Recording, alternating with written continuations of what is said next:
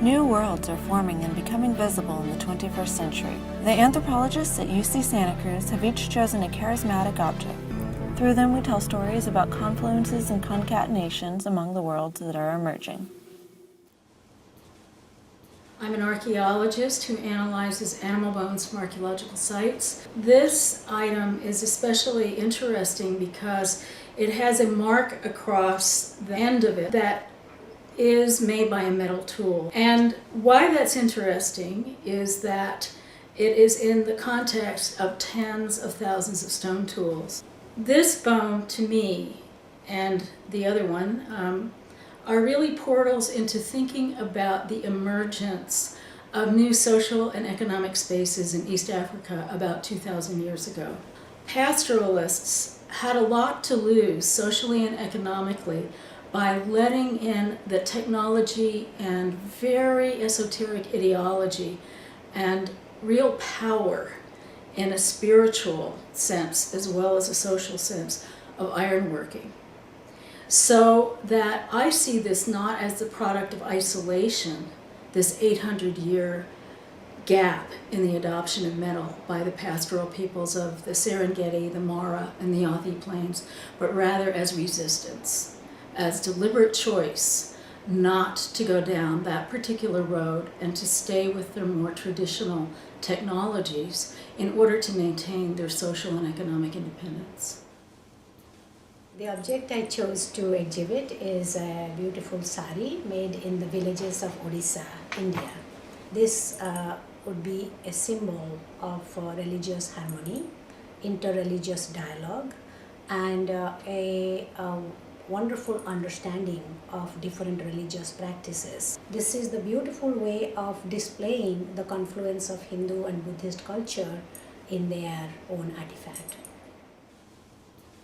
These little statues are given in recognition of men and women who sit on a committee to organize annual collective weddings. And the idea is because they're contracted by the community and done under the watchful gaze of the community, the girls will not be subject to domestic violence and will be protected. So this statue is really about recognizing these leaders and their dedication to Danga uplift. 1972 or 73, Palestinian refugees came to Zuni and they started to sell silver and turquoise ornaments which Zunis were making.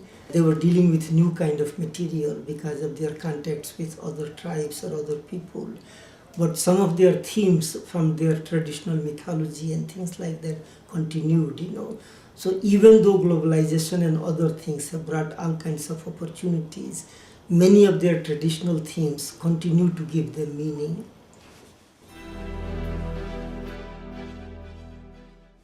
In order to predict climate change impacts, we have to measure what happens in forests by using these small tree tags to mark out trees that we return to remeasure after 5 and 10 year intervals. These tags are interesting because they can be thought of as opening up a portal into a new kind of world. At present, they are being used to open a portal into a world about apocalyptic climate change impacts upon forests, which are hopefully to be averted by paying people money to stop doing bad things to their forests. In my work in Mexico, the people who do these kinds of measurements are indigenous people. Indigenous people in this area realize that forests are recovering from histories of logging and depredation by outside companies, and forest area is increasing. Outside land cover change scientists think that indigenous people in these forests are the ones who are destroying them and hope to profit from this by selling averted deforestation in world carbon markets. Efforts to protect forests are premised upon a long-term story of landscape change, and these people have a different story of landscape change from the story that the scientists are telling. And both of these stories have to be aligned if any effort to give them money to protect their forests is going to work in the long run. I suggest that if we pay close attention, these tags could open a portal to something much more hopeful, which is one in which indigenous people are supported in their continuing efforts to protect their forests and where they are recognized as being the guardians of these forests and as not having been destructive. For years now, I've been studying peer review and the ways in which grant proposals are analyzed, programs are evaluated. A whole range of decisions are made about what work has value. All of us as scholars and scientists are always doing creative work. To do it at the same time, we often have to depend for funding on working through bureaucratic contexts in which people are trained, socialized, and guided into particular forms of making decisions, of which important notice number 130 is one example. I chose the U.S. Treasury bond because it's an emerging world object about a changing relationship between the United States and China. This is a portal into transnational capitalism. It probably is the most important object that is tying the United States and China together. The United States decided to wage these wars in Iraq and Afghanistan, and they're the first wars in U.S. history that the United States has not paid for itself. Because at the same time that they decided to wage these wars, the Bush administration lowered taxes. So they didn't have the money to pay for the wars. So they started selling bonds. China bought up a lot of U.S. Treasury bonds. And it has made China the second largest holder of U.S. debt. Now, this debt makes the United States both upset and nervous, but anthropologists have studied debt for a long time. And in the anthropological literature, debt is a positive thing. It's something that binds people together, that makes them mutually dependent, that makes them take care of each other, and that lowers inequalities. So I think we could rethink this relationship of debt into one of mutual dependence that might actually make us think about friendship rather than competitive enemies. What intrigued me about this magazine was that it was attempting some kind of new collaboration, something a little more interactive, something a little less, certainly much less hostile, but almost benign and friendly. And it's a different generation of evangelicals that we're working with here, and that's being appealed to here. And these are evangelicals who are at home in the world and want to figure out how to engage it on their terms, but also its terms. And this magazine reflects that. And if you take a look at the inside of it, you'll see that there's Bible text, but there's also text columns, sidebars that are designed to appeal to teenage girls in this case. The world that I think these magazines are helping to produce and reflect the coming into existence of is one of Americans, a new kind of American that is both religious and secular. These are citizens who would, in some ways and at some times, consider themselves or think of themselves in much of the way we think of ourselves.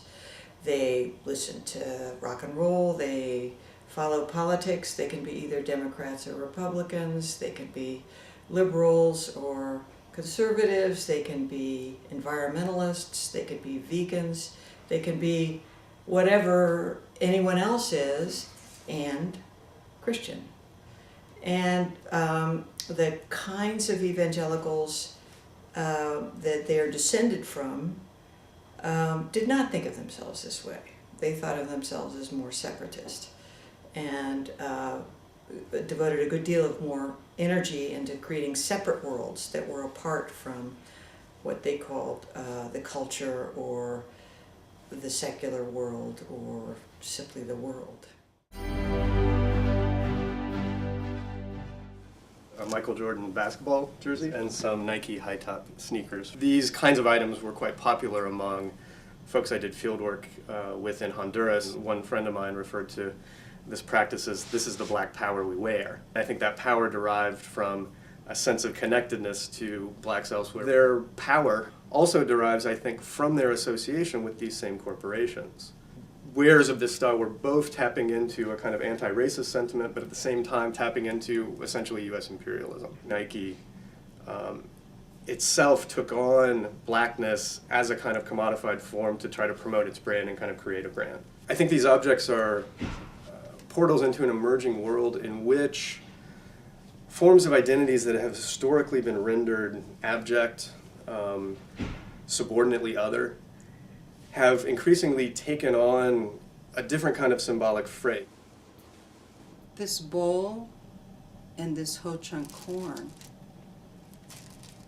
is a very powerful portal into my sense of who I am as a Ho-Chunk person. Native people maintain connections to their reservations and their homelands through the spokes of the wheel. And through those spokes, it would include traveling back and forth, phone calling. It would also include through your imagination, such as reading tribal newspapers or going online. There are many, many ways that this hub works. And so the Indian corn in the soup and eating the soup, it imagines for me this connection to my Ho-Chunk homelands, my Ho-Chunk culture, and this connection is through this kind of what I would call a hub consciousness. This kind of pottery that has this kind of polychrome, different color painting on it, and this much more iconographic designs. Here's a little bird wing here from a parrot. And this particular kind of paint, which we call glaze paint, it's actually a melted fused glass that's been used as paint to outline the figures on this pot. It was a new innovation that came to the Southwest at the end of the 13th and the beginning of the 14th century, and the knowledge for how to produce this was spread from the western part of the Pueblo area to the eastern Pueblo area by migrants.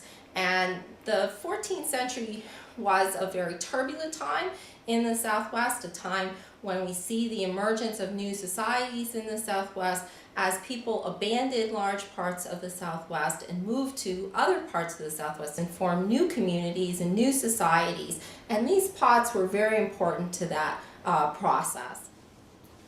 These tablets came onto the market about maybe 5 years ago. It's related to the dulce berry, which if you consume it either in berry form or powder form, or now they make it in tablet form, it transforms or alters your sense of taste. And I believe that taste really completely makes us think about emergent worlds. Since my research is on food and medicine, I'm very curious about how our notions of taste influence the way we think about food and medicine. I believe the miracle tablets are a portal onto the emerging worlds of taste, that we often overlook the other senses. We think about objects in a visual sense, or perhaps in terms of tactility, or in terms of hearing. But we really don't think of it in terms of taste. But yet it's the most immediate sensation when we think about other possibilities. Up this discarded cigarette packet in the National Forest in Central Oregon, where I was studying global connections of science, commerce, and ecology around a particular wild mushroom that's very valued in Japan called matsutake mushrooms. People who are picking matsutake mushrooms in Oregon are often refugees from Laos and Cambodia. I was thinking about the problem of how they figured out where to go. When you're looking for mushrooms, you're looking down on the ground. You're rarely looking at big landmarks, and you have to be off trail, and you're often going in circles, and it's very hard to figure out where you are. And this is a completely unfamiliar environment for all of these people. So I could see how they were learning to notice details. When you saw a piece of trash and then you came on it again, you could see exactly where you were in terms of a route. And suddenly it became a way to understand the forest and to begin to feel at home in the forest. I was excited by the fact that it was also an artifact of the transnational trade in plants, in manufactured goods, in artistic styles, and all kinds of things that the Southeast Asians who've moved to the US are bringing with them. Through this cigarette package, I see how the United States is changing through the immigrants that are coming into the United States. I see how the forest landscape itself, which we try to understand in a particular set of ways, now interwoven in that landscape are the understandings and practices of new kinds of Americans who are joining the world of the forest and also the world of trade and travel. So I see emerging from this transnational and cosmopolitan worlds in even very unexpected places like the middle of a national forest. This is a broken compass, and it's a broken compass of the sort that Dutch colonial officials used in the 1930s when they were exploring the interior of Western New Guinea and trying to establish a colonial presence there. It being broken is important because this whole idea of technological superiority actually was spawned by people who were in many ways technologically inferior in the face of their Papuan guides and hosts. Time and again they were trying to demonstrate how modern technology was better at doing things, and the technology would fail them. So I felt like this was a really good representation of the way that colonial dreams of having power over people come out of vulnerability and not in fact superiority. Well, I chose to exhibit this piece of Spanish colonial roof tile. This particular piece of colonial roof tile comes from Mission San Antonio de Padua, which is near Jalón, California. Its significance is that it allows us to think about emergent identities coming together and creating forced relocations and kind of really restructuring a lot of indigenous society, but at the same time, it was a moment in which indigenous identity was transformed really in horribly harsh ways and radical ways, but it's a transformation that's important to understand in terms of modern indigenous identities and the power and authority in which many descendant groups, have or don't have in relationship to archaeological sites and cultural heritage. This roof tile is a portal or door to production of knowledge and productions of power. But I think it's a connection between the past and present in a really substantial way, because the past and how the past has been constructed has affected how power and authority and law and access that people today have. So those two are very much intricately intertwined, and we as archaeologists have to pay attention to it. The tourist industry in California has turned it into this romanticized ideal of these beautiful adobe walls and rose gardens, but these tiles were produced by and for a particular group of people in very particular structural power relationships. Well, the traffic barrier is a node or a portal into an emerging Muslim French community. And one of the things that really interests me is the way in which the state manages or regulates Muslims and the Muslim community in Paris in particular, but in France more generally. And so the idea for the traffic barrier emerged because every Friday in the 18th arrondissement in Paris, there are two small mosques, and they used to be completely full. And so people would basically put prayer rugs on the road and close off these sort of tiny streets and turn the entire public space into kind of a large outdoor prayer hall. This was no longer acceptable, that prayer in public space like this was contrary to secularism. And so they directed the mosque overflow into a huge warehouse, essentially, on the outskirts of Paris, next to a homeless shelter and a prostitution corridor. The traffic barrier so says something both about Muslims in France, but also about secularism in France and the way in which the state is kind of trying to manage this Muslim population.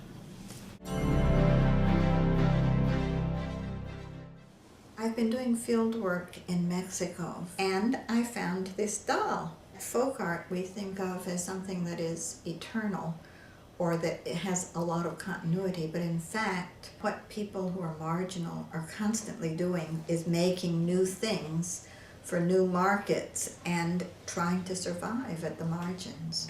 So I went to visit the family that made this, and it turned out that they were refugees from Lac Teal, which had a massacre in the church by paramilitaries. So everybody fled and were living in the area around San Cristobal.